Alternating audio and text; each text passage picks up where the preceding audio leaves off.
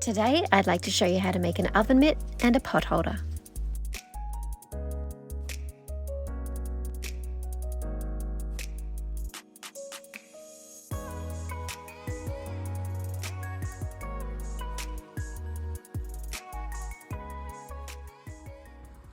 Hello crafters, so I'm at it again, crafting for absolutely no reason. I think it's therapy for me. Anyway, I thought I would show you what I'm making today. I have this gorgeous material. It's kind of gold. It looks more yellow in the video, but in person it's very gold and shiny threads, which I think is beautiful. Not for me, but for somebody else. And because I have it, I thought I would make something with it. And the first thing that comes to mind is an oven mitt. Never made one before, and I don't imagine it would be too hard, so I'm just gonna step by step what I think, and I'll let you know how it turns out in the end. The first thing I'm going to do is I'm going to turn it inside out, and using a pen I'm just going to draw a big shape of what I think an oven mitt should look like. If you don't know, you could probably trace one. And then what I'm going to do is I'm going to sew that around. So this is the inside of the mitt. This will be the beautiful outside. And because it is still quite thin, even though it's thick, I'm going to need to make an insert that goes on the inside of some material that will also help to stop the heat transfer. Okay, so I think I'm pretty happy with that shape.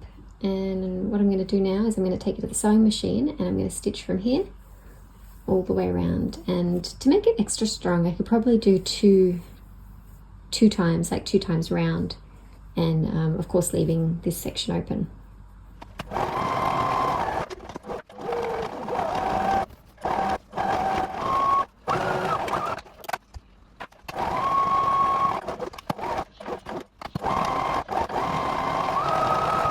There we go, nice and easy. So now what I'm going to do is I'm going to trim around, leaving a little bit of an edge as well. So I've done that double row, and I'm not sure if it's the kind of material that frays, but I guess we're going to find out. Instead of seeing if it frayed, I simply put it onto my setting number 3, which is a zigzag. And I don't know if you can see, but I just went all around the edge with a zigzag. And that'll just help give it some extra strength.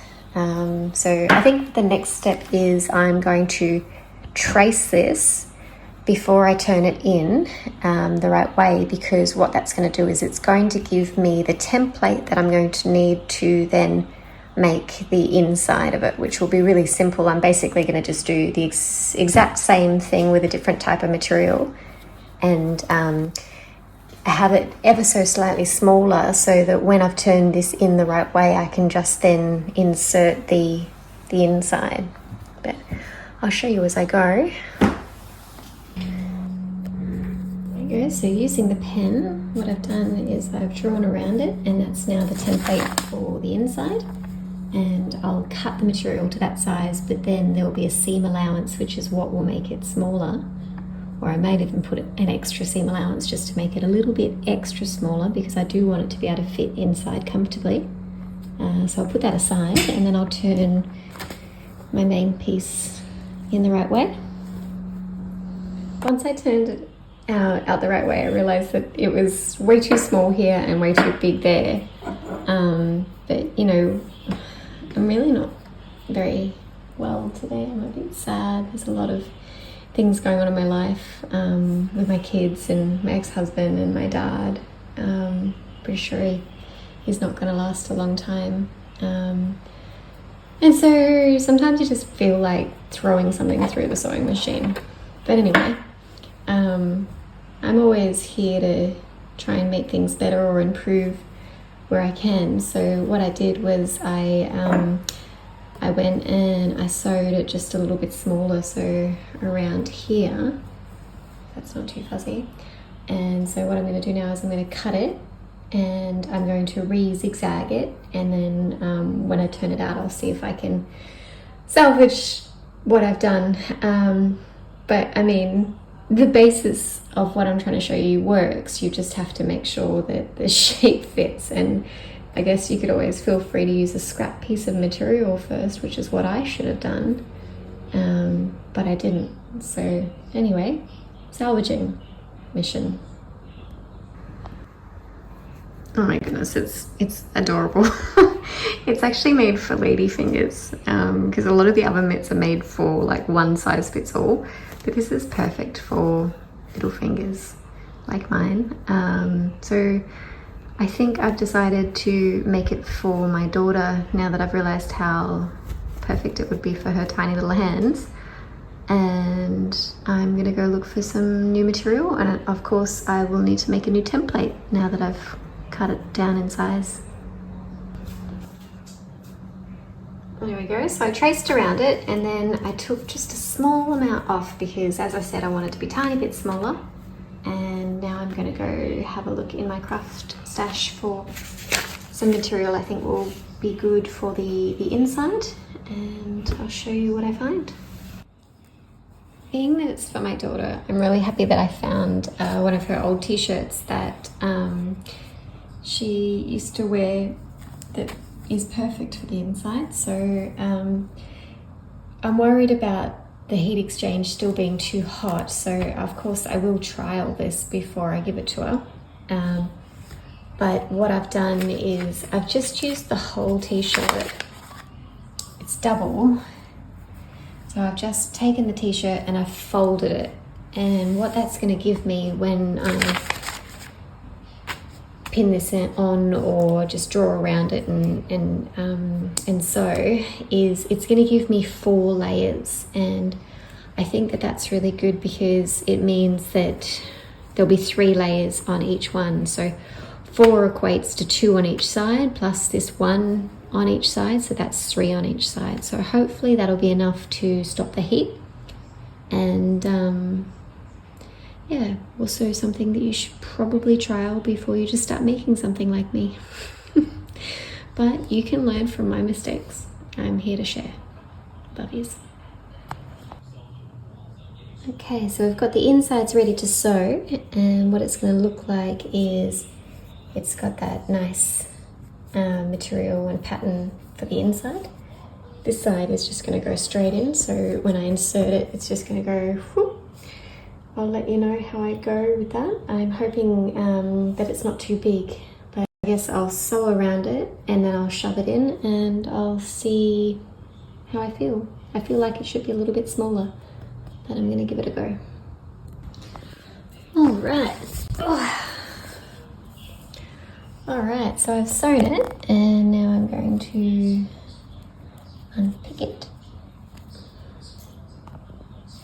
And then I was thinking what I might do is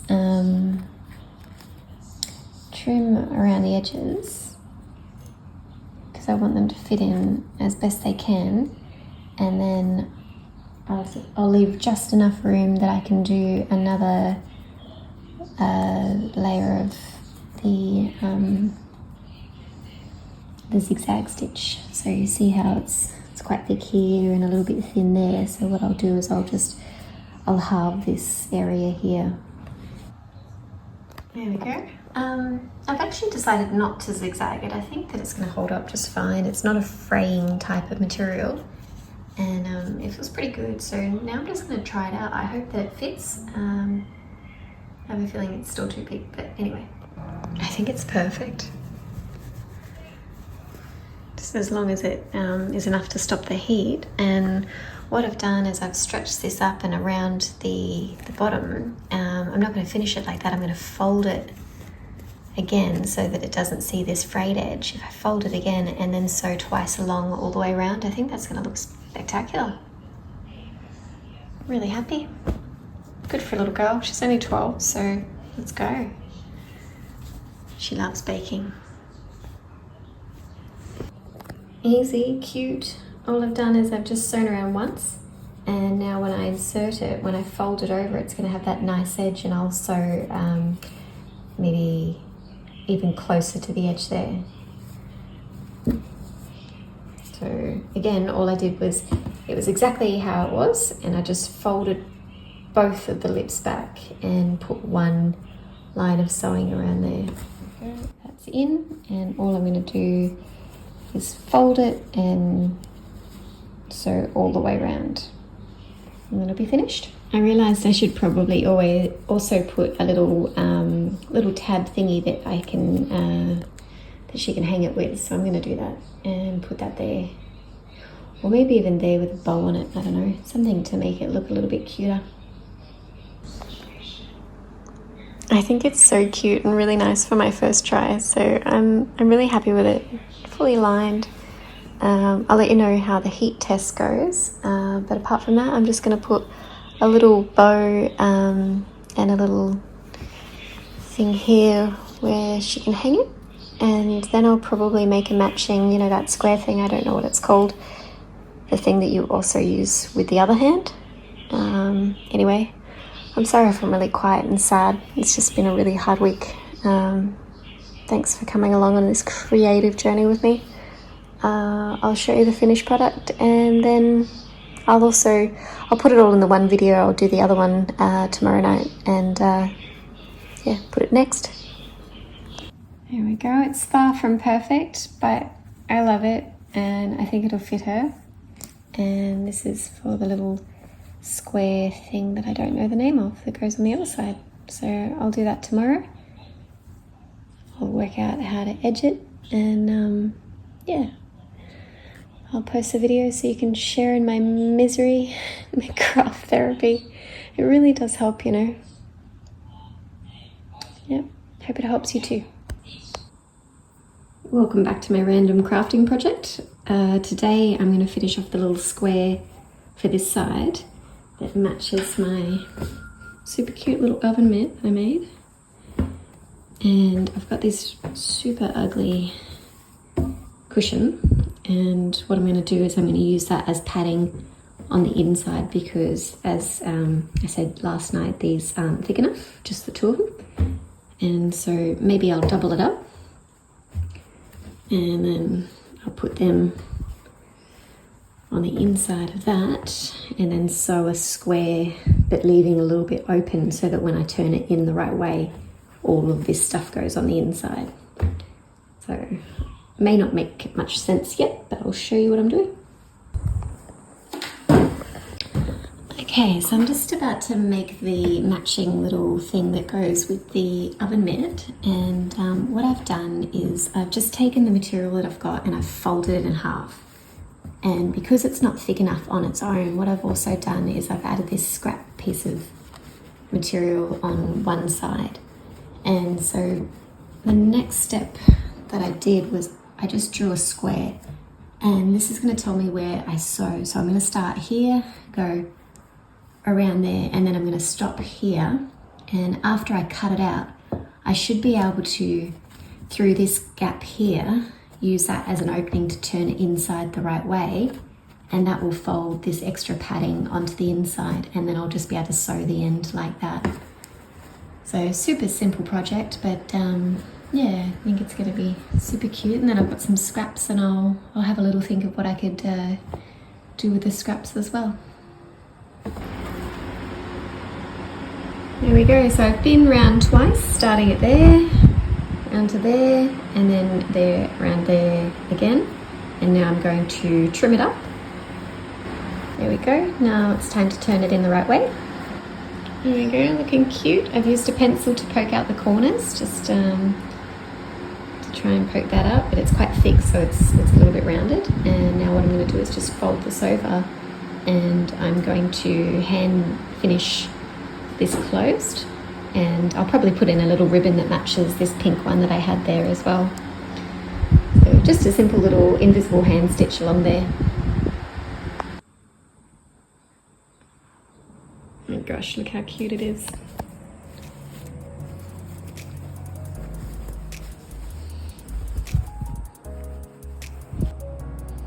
Thanks for watching. Happy crafting, everyone.